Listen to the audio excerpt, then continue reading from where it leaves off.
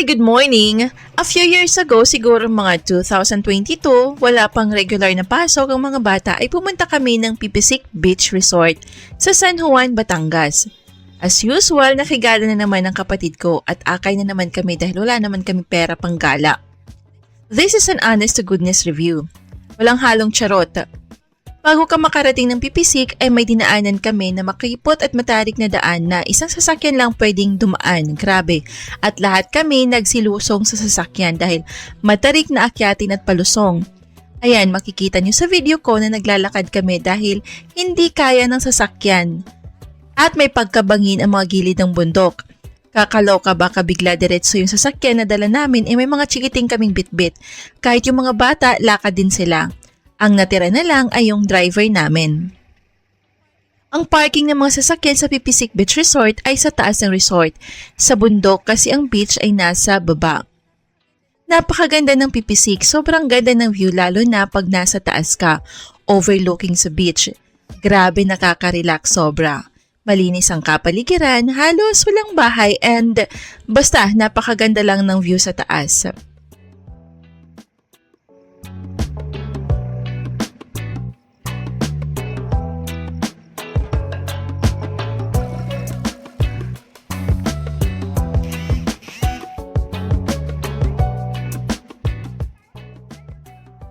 Dahil nga medyo may pagka-pandemic pa nung time na yun ay mayroon pang nagsusulat ng mga pangalan na pupunta sa resort tapos check-in ng temperature at vaccine card.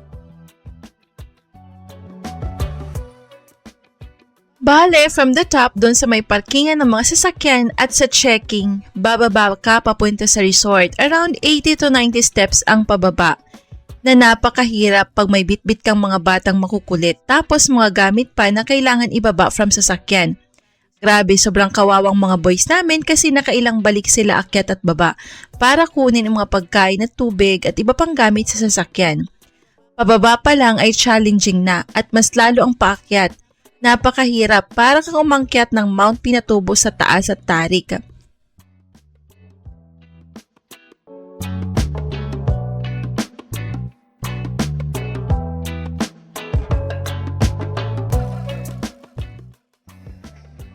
Ang nakuha ng kapatid ko ay ang Minday room na nagkakahalaga ng 7,000 pesos sa regular price. Pero dahil may pagka-stricto pa noon at hindi pa masyado maraming nagbabakasyon ay nakuha lang yata siya ng kapatid ko ng around 5K if I'm not mistaken. Pagpasok sa bahay ng Minday room ay may isang kwarto. Walang mga upuan like sala set or whatever na pwedeng pahingahan maliban sa double deck bed na nasa kwarto. Ang kwarto niya ay may aircon as you can see sa video. May maliit na kitchen, rice cooker at ref tapos gamit sa pagluto. Though you have to bring your own plates, spoons, fork and other basic necessities kasi wala doon sa kitchen. Ang CR nila ay okay din naman, malinis din naman at naka-tiles. Ang Pipisic Resort na ito ay hindi para sa lahat ng turista lalo na pag may mga kasamang matatanda.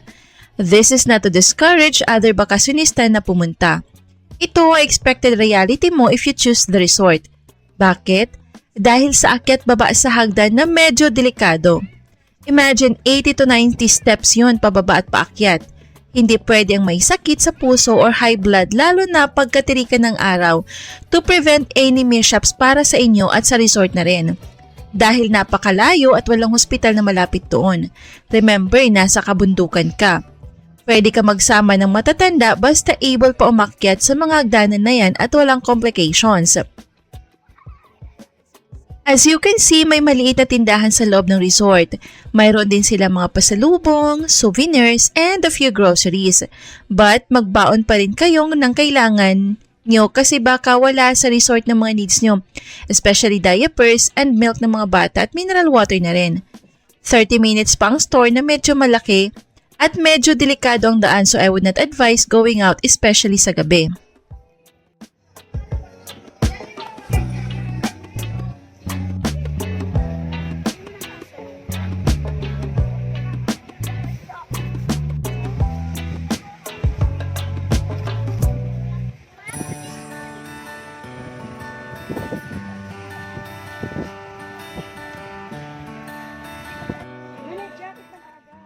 maganda dito sa Pipisik Resort, nung time na nagpunta kami, mayroon silang parang higaan na kawayan sa gilid ng dagat tapos may duyan which is enjoy na enjoy ang mga bata.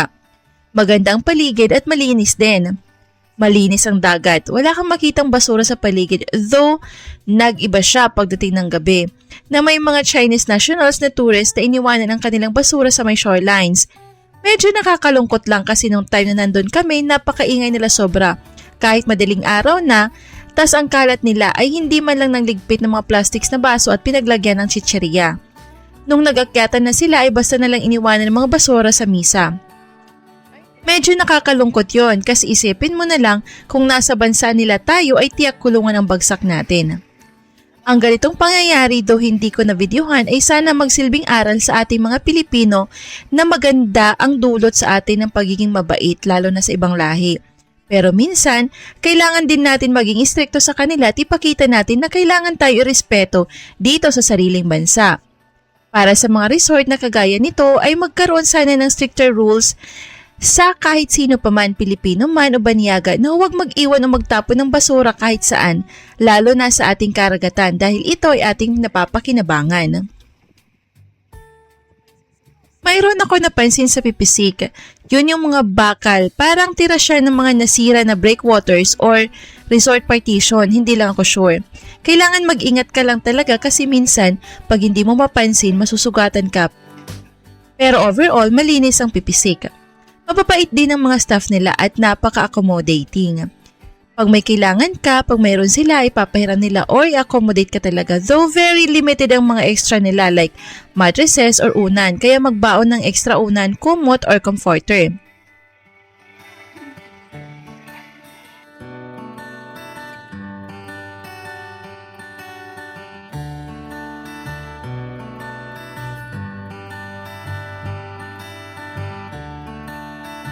Kakagod. Mahura man nila.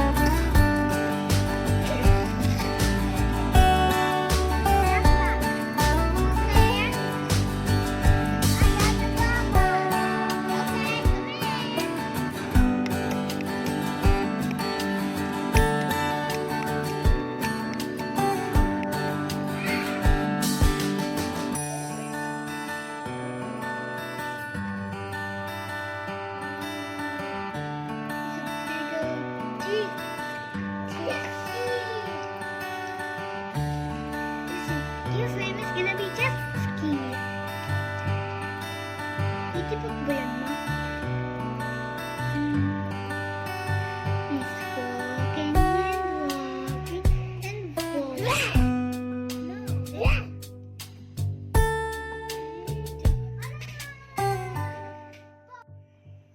Napakaganda ng sunrise sa Pipisik. Gising ka ng alas 4 ng madaling araw at mag-abang hanggang lumitaw si Haring Araw. Masasabi ko na talagang napakaganda ng bansang Pilipinas dahil binayayaan tayo ng ganitong mga pambihirang tanawin. Masarap maligo ng mga 5:30 ng umaga kasi medyo mainit ang tubig at may mga naliligo na rin.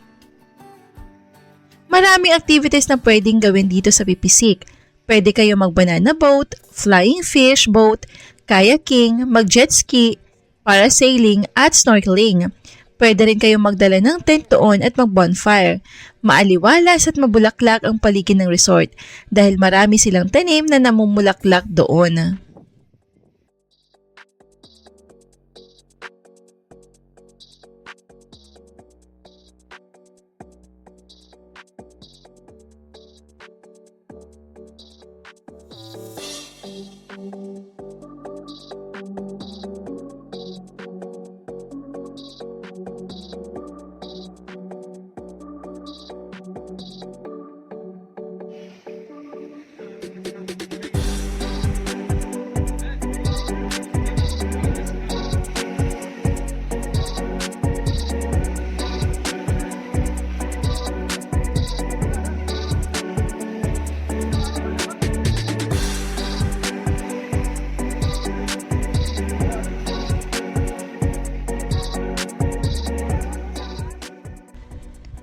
Overall, maganda ang Pipisig Resort at sulit ang bayad mo. Exciting at the same time, thrilling at adventure na rin dahil nga sa mga unexpected na matatarik na daanan, malayo sa kabihasnan at mataas na hagdanan.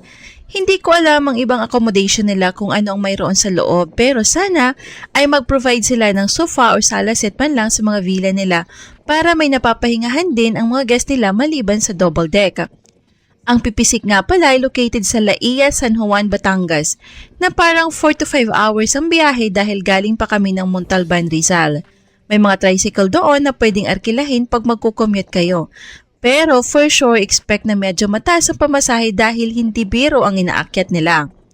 Pag magbabakasyon, laging magbaon ng mahabang pasensya, maraming dasal at maraming pagkain dahil tiyak gugutumin kayo sa daan pag natimingan pa ang traffic.